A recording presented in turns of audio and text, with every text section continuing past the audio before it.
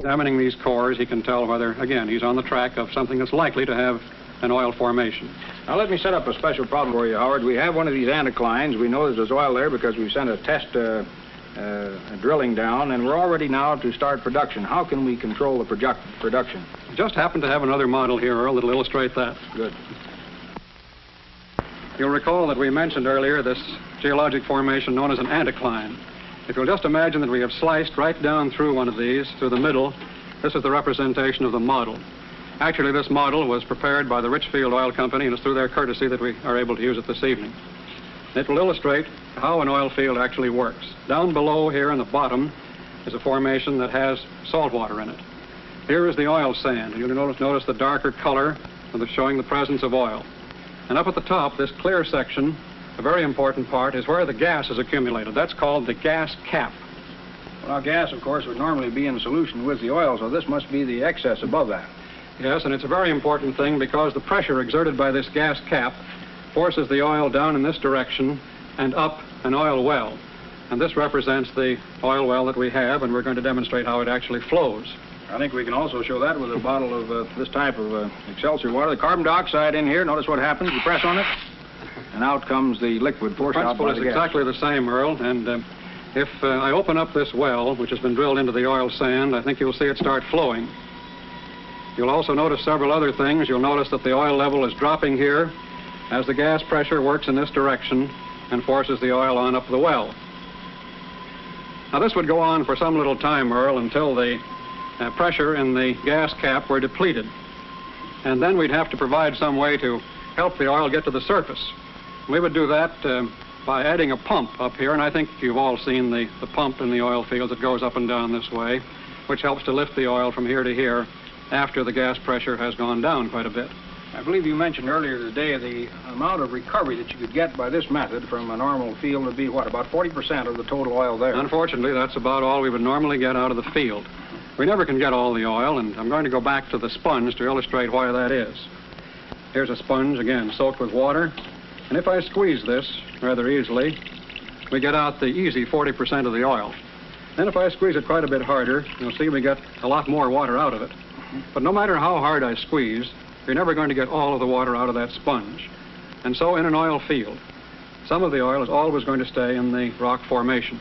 Well, now, since 2/3 of all the energy used in the United States comes from petroleum or petroleum products, it seems to me vitally important that we get every bit of this oil out here that we can.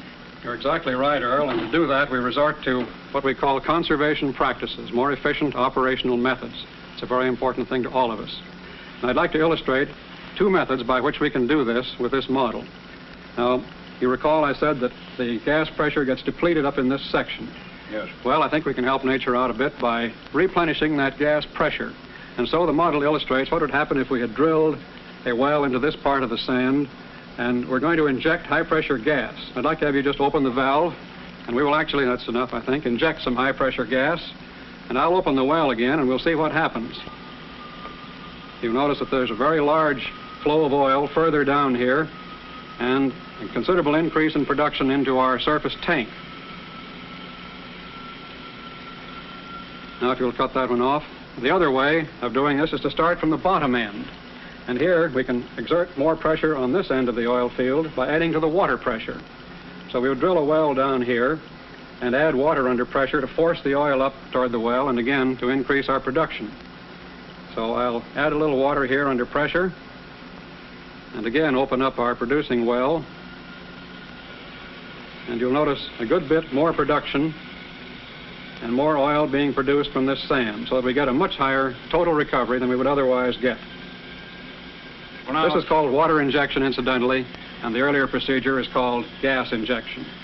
Now, the 40% figure that you can recover from a normal well, that would be increased by how much if you use this water injection method plus the gas injection method? Oh, I think we could get up to about 75%. Well, that seems like the logical thing to do. How does it work in actual practice? Well, I wish it were quite as simple as it sounds, but it gets complicated because people come into the picture. And if we had, for example, 3 owners of this oil field, suppose we had Mr. A owning this left-hand section, Mr. B owning the center section over to here, and Mr. C owning the right-hand section, we'd have something like this. Mr. A and Mr. C might like to do these recovery methods, this water injection and gas injection, but all they'd do would be to drive more oil up Mr. B's well. And so chances are they wouldn't do that. Instead, they would probably drill additional wells here and over here into the oil sand, and we'd get more oil all right temporarily, but in the long run, we'd lose oil because the pressures in the field would be depleted, and it would be an inefficient way to operate the field. Well, how do you get around that problem? By doing what's called unitization. This is a procedure whereby all the owners in the field combine their interest in the field and arrange to have it produced efficiently. Just the right number of wells, the right spacing, the right pressure maintenance, right gas injection, water injection, so we get the maximum possible recovery out of the field. It's a fine thing to do because each owner in the long run fares better, and certainly the public does too. Well, now, I have seen some figures recently to the effect that, in 15 years, we would use up all of the oil resources in North America. How do you feel about that? Well, that's a common figure, Earl, and don't be misled by it, because that assumes that we don't find any more oil, that all of these methods for improved location of oil and improved recovery of oil don't amount to anything, and a lot of other inappropriate facts. What actually that means is simply that we have a good backlog of oil with us at the present time. Well, now, in this matter of exploration and getting new oil fields, I followed with considerable interest this offshore work that you've been doing, and I wonder perhaps you could go into it, just what's involved in that. I'd like to, Earl. Actually, we start out in offshore drilling in exactly the same way as if we were drilling onshore. That is, we locate a likely place. We do that by using the geologist, by using the geophysicist, the seismic crew, in just the same manner as we've described, whether it be on water or land. And then once we've got a likely spot, we can do either of two things. We can either drill from the land, or we can actually go out in the water and drill. The first of these we have illustrated here. It's a kind of an unusual procedure. This little diagram shows the shoreline off here, and a well on the shore, starting out here and coming down perhaps a couple of 1,000 feet. And then at an appropriate depth, we put a wedge down at one side of the drill pipe and actually turn the drill pipe in a slanting direction like this. It's called whipstocking. And we drill some thousands of feet out here below the surface of the water and under the water. And if we're lucky, as this chart would indicate we are, we hit an anticline and we have an oil field down here. Well, now, if your oil field is too far out in the water to do this, then you have to go to this other method, which is relatively new. And how does this very interesting platform work? Also relatively expensive, Earl. We can either go out in the water and drill an island and put a derrick on it and actually drill from it, but more commonly, if you go out in the water, you do something like this. We drive piles down at the actual bottom of the ocean and build up a platform such as this model shows. The water level might be about here, 50 or 60 feet to the platform to allow the waves to break under the platform. Incidentally, we can only go into water about 100 feet deep by using this sort of a method. Then on top of the platform, we have a derrick of the same kind we've described. We have the usual things around the bottom of the derrick, the drill pipe, crew's quarters over here, and then to really make it modern, we've shown a helicopter to take the crew to and from their shore quarters. Well, I'd like to ask you one thing now, Howard. How is this going to increase our available supply of petroleum? Well, we are sure that it will, Earl, because we know there's a lot of oil offshore. But it's going to come a little bit hard. As I mentioned, it's expensive to do this. We don't know how much oil we can find, but I'm sure we'll find quite a little bit. But I think the combination of things like this, exploration in new places around the world, improved scientific tools for finding oil, better recovery methods, all of these things are going to combine to ensure that we have a good backlog of oil for a great many years. And so don't worry about this 15-year period, Earl. We're going to be using a lot more oil by then, but I'm sure this oil industry of ours is going to be able to keep pace with it and keep a good reserve. Well, that certainly is a very, very reassuring note. And Mr. Howard Vesper, I want to thank you for coming to Science in Action to tell us about the problems in the oil field. Thank you, Earl. I've enjoyed it. Now, I'll be back in just a moment with the Animal of the Week.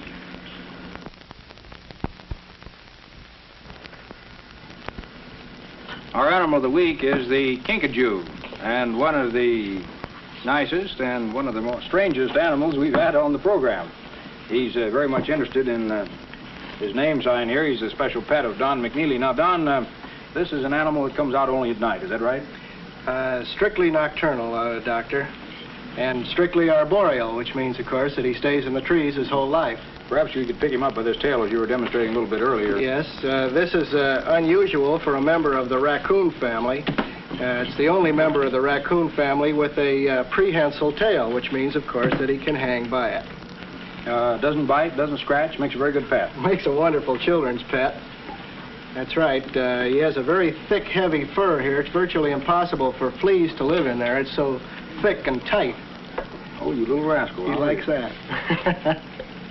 I wonder if we can feed him something here. You have something there we Yes, can feed him, you bet. and we'll see how he reacts when the food comes over here. This is a can of dog food, which is his staple in his diet. He also rates a quarter of an apple or some grapes and some orange. Anything we happen to have around the house. Oh, look at him go at that. Get it right Come out out of there, Kinky, you little rascal. Well, let's see. These fellows live in Mexico and down into Central America and into South America. Yes, this particular model is from Peru. He is the cutest model I've seen in many a day. This is about a full-grown animal? Yes, I'd say he was 8 months old, which means that he's matured as far as size goes. And he has a honey-colored underside there, which is quite beautiful. Too bad we don't have colored teeth. He wants that. He's really hungry, this guy. He wants that food again, doesn't he? That's right.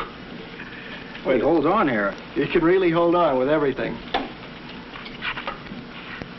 Rascal. About how much would he weigh? About, what, a couple of pounds? 3 pounds at the outside. How long has he had him, Don? We've just had him a couple months. He's right out of the jungles, and the day we took him out of the crate, he was just as gentle and friendly as he is now. Now, your youngsters play with him all the time, do they? Yes, all the kids in the neighborhood, of course, play with him, and if he didn't sleep so much in the daytime, they'd have more fun with him, but he really comes alive at night. Does he take the house apart at night? Well, he takes the pictures off the walls. Oh, he does? Oh, he is really active. I've never seen anything like this before. Well, for a member of the raccoon family, I'll say this most certainly is the best one to be found in South America. There's no question about that. We've had CodE Mondays on before, and as they're youngsters, of course, they're very nice, but they can't compare with this. Well, Don, I hope you'll keep us informed as to how your little rascal does, and let us know in the future. You bet I will. Now, this is one type of energy that you are seeing demonstrated here, chemical energy. There are various types of energy, and on our next program, we will look into the problems of work, energy, and power, when our special guest will be Professor Harvey E. White of the University of California. I hope that you'll plan to be with us then. Thanks a lot.